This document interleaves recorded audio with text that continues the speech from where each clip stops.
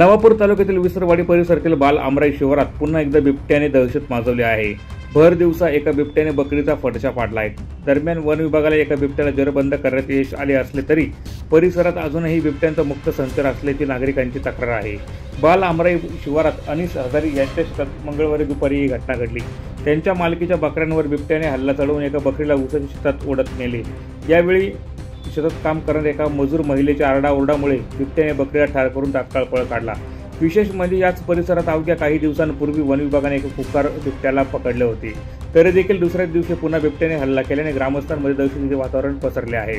नागरिकांचे म्हणणे आहे की सध्या प्राण्यांवर हल्ले सुरू आहेत, परंतु उद्या एखाद्या मनुष्याचा जीव गेला तर त्याला जबाबदार कोण असणार असा सवाल नागरिकांनी उपस्थित केला आहे।